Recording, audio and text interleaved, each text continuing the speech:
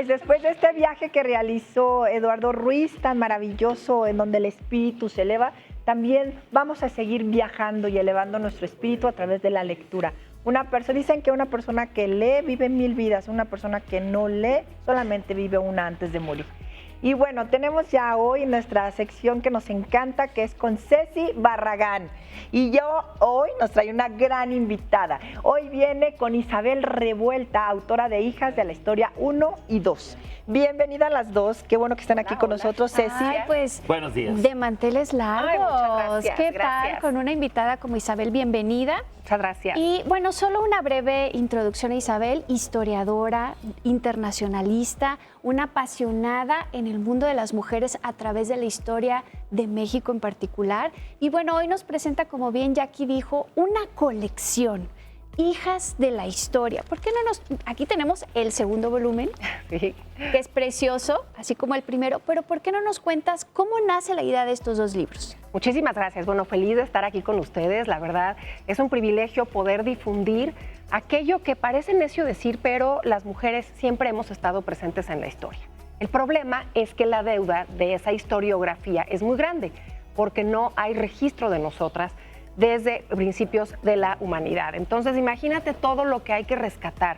Hay una tesis interesantísima hoy por hoy en las universidades, sobre todo europeas, y están llegando también aquí a América. El hombre prehistórico es también una mujer.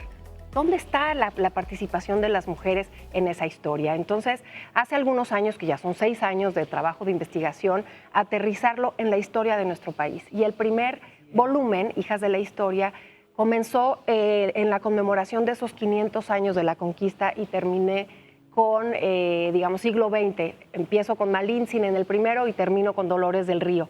Y en esta segunda oportunidad me voy un poco más atrás, al México prehispánico, el mundo maya, la Reina Roja, y termino con Leonora Carrington, ahorita tan vigente en esta Semana del Arte, que ahorita podemos ver la obra de Leonora de manera gratuita en una galería muy, muy popular en la Ciudad de México. Pero son 18 personajes que se entrelazan en 2 volúmenes de Historia de México. Se entrelazan, hablas de este entrelace, ¿de qué forma se entrelazan ellas?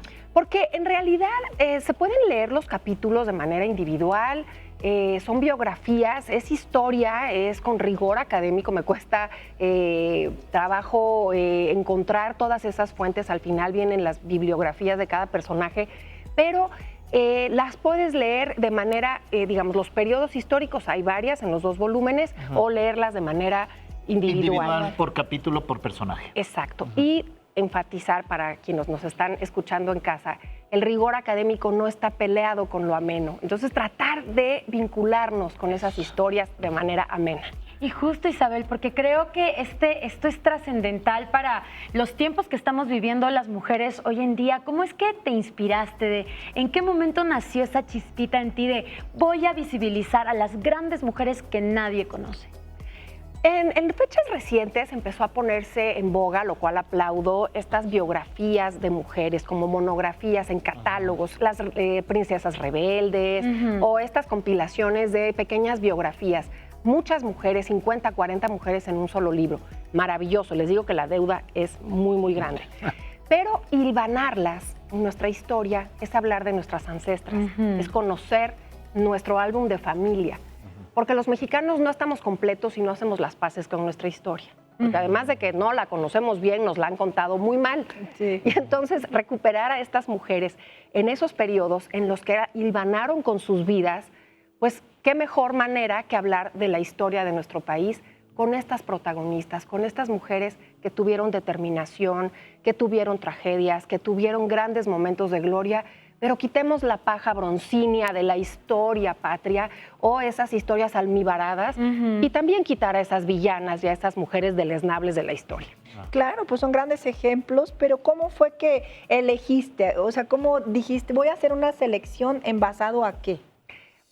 Justamente a que esos periodos históricos fueran representados por mujeres que destacaron de alguna forma. Y no por cuestiones heroicas, sino también por cuestiones que a lo mejor les fue muy mal. En este caso te puedo hablar, por ejemplo, de Sor Juana. Sor Juana está en el primer volumen.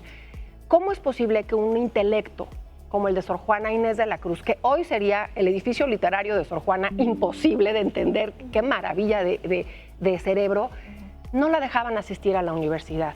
Eran tiempos en que las mujeres tenían que estar intramuros. En casa. Exacto, en lo privado, o en tu casa, o en un convento enclaustrada, o incluso, no importa, en una casa de mancebía, pero adentro. Entonces, justo cómo han cambiado esos tiempos para esas mujeres, y así las escogí.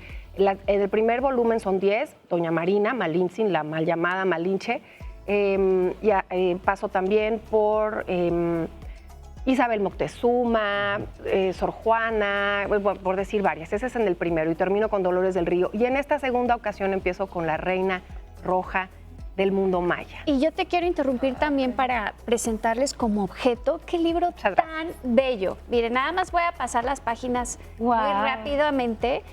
Vean los detalles, hay frases, hay ilustraciones. A color. Entonces, como experiencia de lectura, me parece que es un regalo que todos nos podemos dar para conocer nuestra historia. Y yo quisiera preguntarte dos aspectos luminosos de alguna de estas mujeres que verdaderamente te llenó.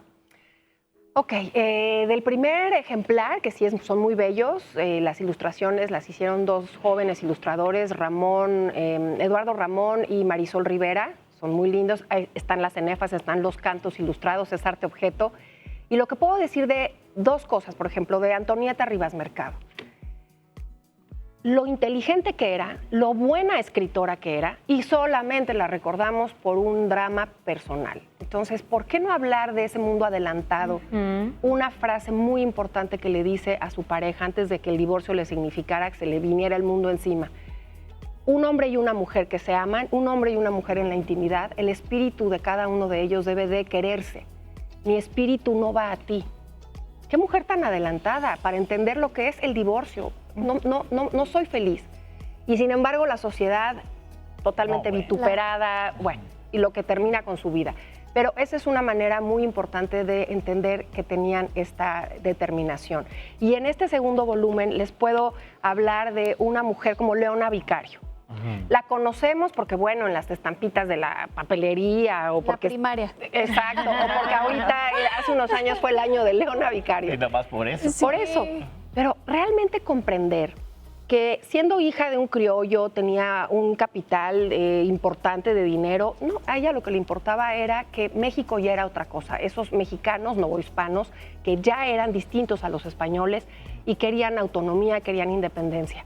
Y se lanza con dinero, vida, al vacío. Y claro, en la época, Lucas Alamán, que a mí me gusta mucho su personaje, pero en este caso vitupera estridentemente a Leona y le dice, usted se fue a la independencia porque estaba enamorada, por un romance que tenía con Andrés Quintana Roo. Efectivamente, estaba muy enamorada de él, es su esposo, tiene 2 hijos. Y sin embargo, le contesta en una carta y le dice, mire, señor Alamán, usted no puede entender, pero se lo pongo más claro, hombres y mujeres podemos sentir el patriotismo tan profundamente como para luchar por esto nuevo que es la nación mexicana. Ella misma se reivindica, ella misma lo escribe.